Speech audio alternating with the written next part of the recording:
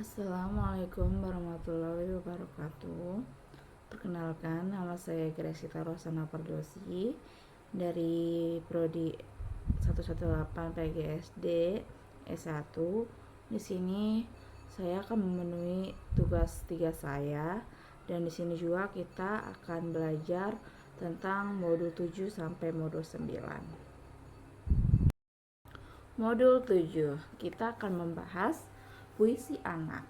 Nah, secara garis besar, puisi dapat dikelompokkan menjadi dua, yaitu puisi orang dewasa dan puisi untuk anak. Dan di sini kita akan lebih membahas tentang puisi anak. Apa sih yang dimaksud dengan puisi anak? Ya, puisi anak adalah puisi untuk yang dikonsumsi anak, yang isinya sesuai dengan lingkungan anak, seperti usia, dan memiliki nilai-nilai yang dapat membentuk sikap, budi pekerti luhur, serta memiliki seni. Dan perlu kita ketahui, puisi juga mempunyai fungsi loh, berfungsi sebagai media anak dalam mengekspresikan apa yang dirasakan anak, menambah wawasan anak dan pengalaman, serta dikemas dengan kesederhanaan bentuk atau pemakaian bahasa dan gaya penyampaian secara langsung. Selain fungsi, rupanya puisi juga mempunyai bentuk loh. Apa saja sih bentuk-bentuk puisi? 1. Pantun. Nah, apa sih yang dimaksud pantun ini? Pantun adalah puisi lama yang ada di Indonesia, sehingga melalui orang-orang seperti orang-orang yang lebih tua di sekitar kehidupan anak masih dapat kita perkenalkan kepada anak. Nah, pantun juga masih dikenal dan digunakan di lingkungan kehidupan anak, seperti di banyak daerah di Indonesia yang masih mempergunakan pantun sebagai pelaksanaan upacara adat. Iya, apa sih yang maksud dengan syair? Syair adalah puisi lama yang terkait oleh jumlah bait dan baris, dan setiap bait terdiri atas 4 baris. Syair bersajak A artinya tiap satu bait yang terdiri atas 4 baris, tiap barisnya berbunyi akhiran sama. Dan kita akan mempelajari contoh-contoh syair seperti bermain layang-layang, ku ambil buah sebatang, ku potong sama panjang, ku arut dan ku timang dengan benang, ku jadikan layang-layang tiap minggu petang, topeng monyet datang, anak-anak senang dan dapat hiburan. Nah, itu adalah contoh sebuah syair. Masih semangat kan untuk belajar? Sekarang kita akan lanjut belajar dari gabungan puisi dan syair. Dan di sini apa sih yang dimaksud dengan puisi anak, ya kan? Puisi anak merupakan paduan dari syair dan pantun, dan banyak juga dalam puisi anak-anak di dalam lagu anak-anak. Nah, di sini ada namanya jenis puisi, seperti 1. Jenis puisi biasa atau jenis bebas. Nah, yang dimaksud jenis puisi bebas itu adalah puisi yang mengikuti pola tertentu, jumlah baris, dan tidak seperti tidak adanya sampira. Dan puisi jenis ini bersifat pelukis terhadap ekspresi anak tentang apa yang dilihat, yang dirasakan atau didengar, dan yang ingin disampaikan melalui media ini. Selanjutnya kita akan belajar unsur pembangunan struktur puisi. Nah, di sini puisi juga rupanya mempunyai struktur. 1, yaitu unsur instruktif puisi. Nah, apa sih yang dimaksudnya? Yang dimaksud intrinsik puisi adalah unsur yang secara langsung membangun puisi dari dalam atau wujud puisi itu sendiri. Dan itu termasuk seperti tema. Nah, apa sih yang dimaksud dengan tema ini? Tema merupakan dorongan yang kuat yang menyebabkan penyair mengungkapkan apa yang dirasakan melalui puisi. Dan tema itu bersifat khusus di setiap penyair. Nah, untuk menentukan tema pada puisi ada dua cara untuk melakukannya, yaitu satu, dengan cara melihat judul. Karena adanya puisi yang di dalam judulnya sudah menempatkan tema. Yang kedua, melihat bentuk fisik puisi itu. Dari sisi diksi, dari sisi judul puisi, kekerapan kata yang sering muncul dalam puisi itu. Yang kedua adalah amanat puisi. Amanat puisi ini adalah pesan atau nasihat yang ada di dalam puisi yang didapat oleh si pembaca melalui puisi yang dibaca, dan oleh karena itu amanat hanya dapat dirumuskan oleh pembaca atau penikmat puisi, sehingga bisa terjadi beda pendapat antara penikmat satu dengan yang lain. Yang ketiga adalah tipografi. Apa sih yang dimaksud dengan tipografi? Tipografi adalah ukiran bentuk puisi yang biasanya berupa susunan baris ke bawah. Ada juga penulis yang menyebutnya istilah tipografi dengan sebutan tata wajah puisi. Dan yang keempat adalah aku lirik. Nah, apa sih yang dimaksud dengan aku lirik? Nah, aku lirik ini adalah tokoh yang berbicara dalam puisi. Tokoh itu bisa pengarangnya, bisa pula bukan. Dalam arti pengarang mewakili tokoh puisi yang dikarang kepada tokoh tertentu atau tokoh yang lain. Dan yang kelima adalah rima atau persamaan bunyi. Nah, rima ini adalah persamaan bunyi yang berulang secara teratur pada kata yang letaknya berdekatan di dalam satu lirik atau antar lirik. Dan yang keenam adalah ajebem. Nah, ajebem adalah pemindah bagian kalimat pada lirik berikutnya sehingga menimbulkan nuansa makna. Dan fungsi ajebem ini mempererat hubungan antar larik sehingga makna antar larik itu menjadi utuh. Dan yang ketujuh adalah citraan. Nah, citraan adalah susun kata yang dapat memperjelas atau mempengkongret apa yang dinyatakan oleh penyair. Dan bentuk citraan seperti penglihatan, pendengaran, penciuman, dan perasaan. Nah, masih lanjut nih.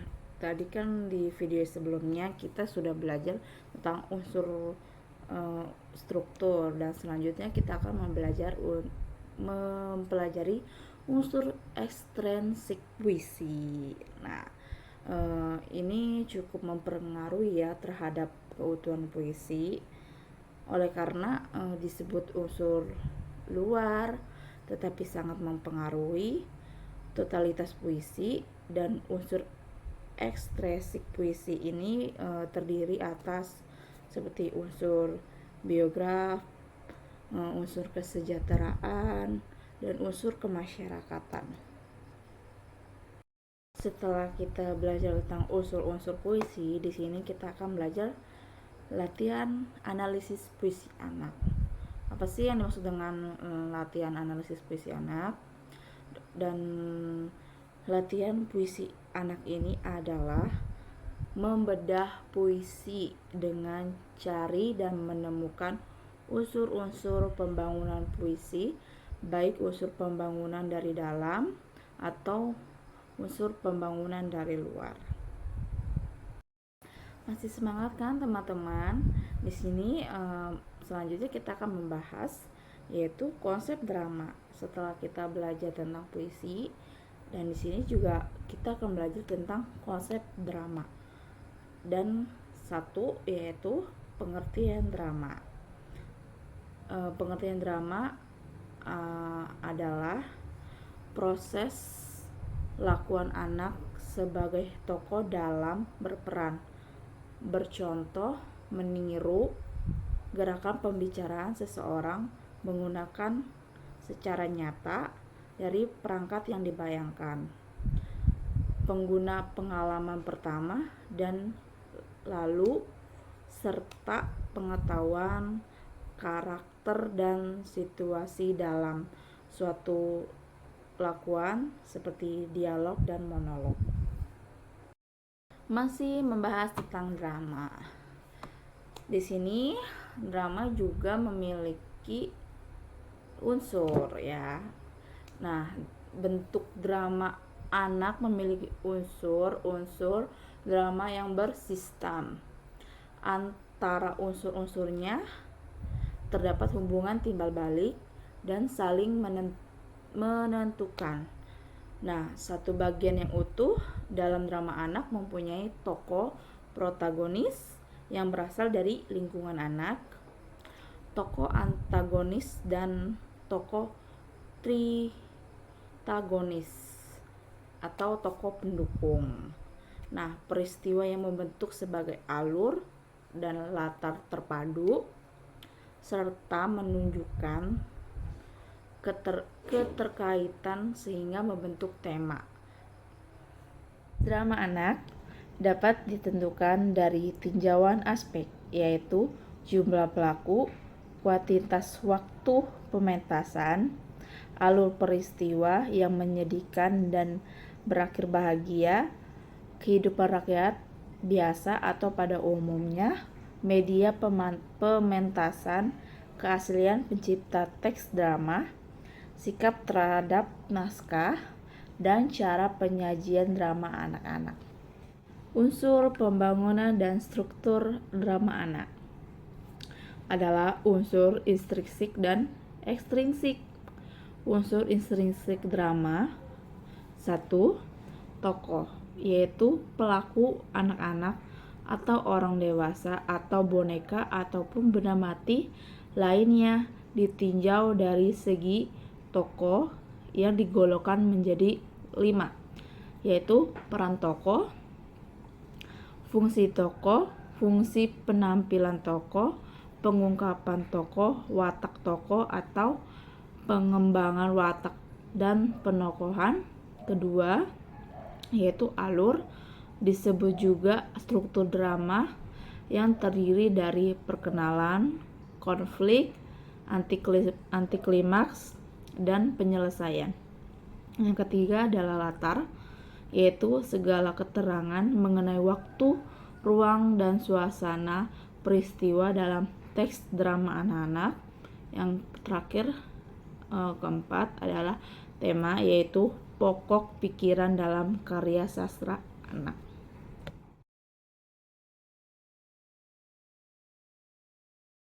Nah, selanjutnya kita akan belajar juga tentang latihan analisis drama. Selain puisi, drama juga bisa loh dianalisis. Nah, analisis drama anak ini merupakan kegiatan penyeleksian naskah drama anak-anak yang dapat digunakan sebagai materi pembelajaran apresiasi sastra drama anak. Dan langkah pertama adalah kegiatannya adalah latihan analisis drama anak yang dilakukan adalah menjelajahi sebuah naskah drama anak-anak dengan cara membacanya di dalam hati, berkali-kali sampai benar-benar menguasai cerita drama tersebut. Dan yang kedua, langkah kedua adalah kegiatan latihan drama anak dilakukan dengan pendekatan didaktif.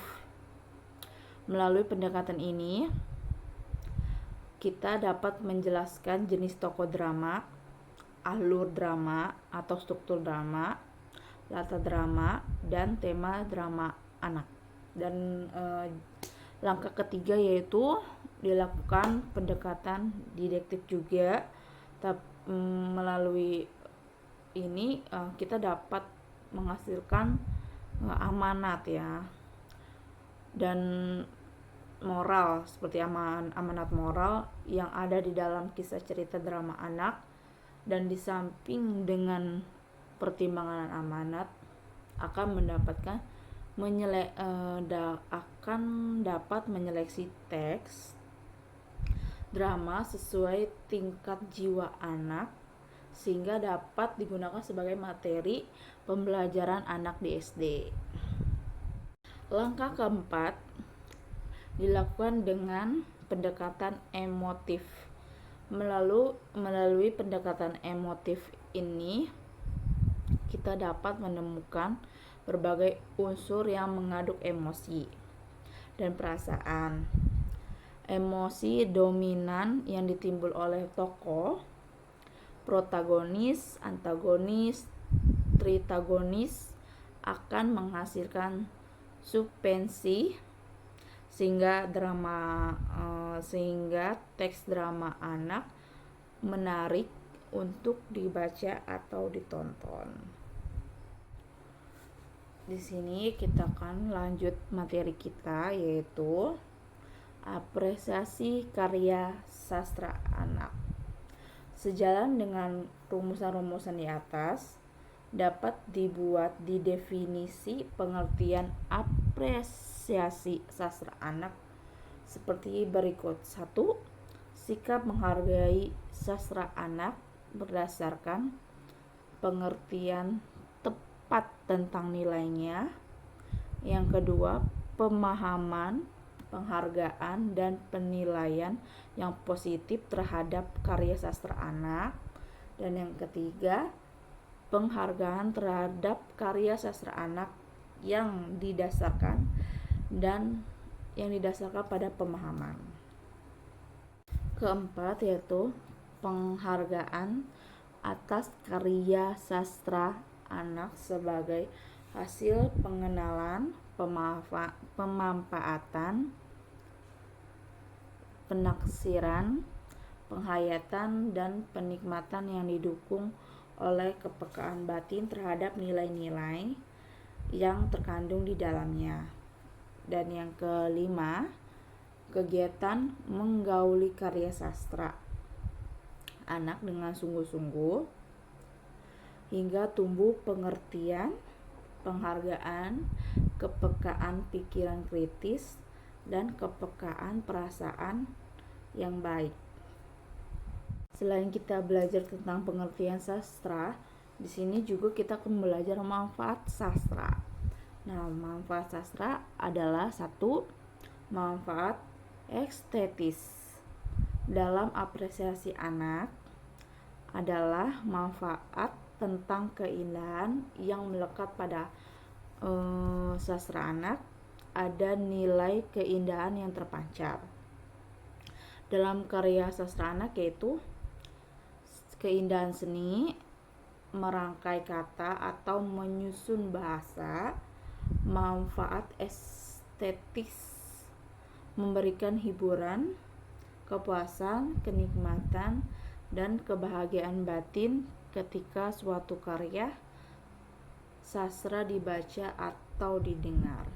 Dan yang kedua, manfaat pendidikan pada apresiasi sastra anak adalah memberi berbagai informasi tentang proses pengubahan sikap dan perilaku seseorang atau kelompok orang dalam usaha mendewasakan manusia melalui kegiatan pembelajaran dan latihan. Berbagai ajaran kehidupan lahir dan batin dapat melalui kegiatan mengapresiasi sastra.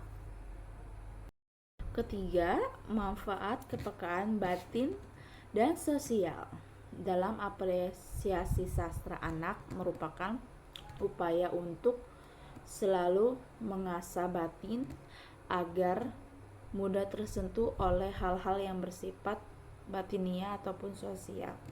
Yang keempat, manfaat penambah wawasan. Dalam apresiasi sastra anak adalah memberi tambahan informasi, pengetahuan, pengalaman hidup, dan pandangan tentang kehidupan.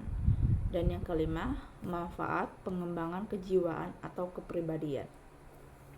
Manfaat pengembangan kejiwaan atau kepribadian dari apresiasi sastra anak adalah mampu menghaluskan budi pekerti apresiator.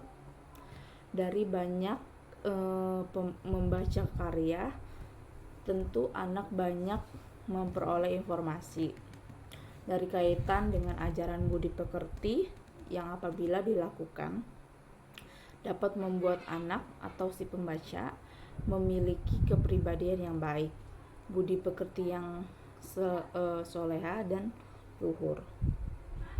Selain kita belajar manfaat, sekarang kita akan belajar gimana mengapresiasi karya sastra anak.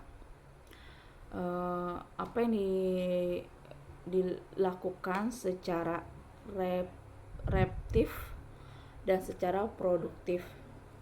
Sebagian besar kegiatan mengapresiasi sastra anak yang dilakukan secara dan bersifat resepsif, artinya lebih diarahkan kepada kemampuan memahami, menilai atau menikmati karya sastra anak lewat berbagai teknik seperti yang akan diuraikan di bawah ini. 1. Apresiasi reseptif dilakukan secara mendengarkan atau menyimak cerita dan membaca cerita. Yang kedua, apresiasi produktif merupakan kegiatan mengapresiasi karya sastra secara produktif yang mengacu kepada pencipta karya secara konkret dan pencipta kembali ke karya sastra melalui teknik parafrase, yaitu teknik ubah bentuk atau alih bentuk. Misalnya, mengubah bentuk puisi menjadi prosa dan sebaliknya prosa menjadi puisi, atau menjadi drama atau lakon dan sebaliknya. Dan memparafrase prosa dapat dilakukan dengan cara yaitu mengubah bentuknya menjadi puisi dan drama.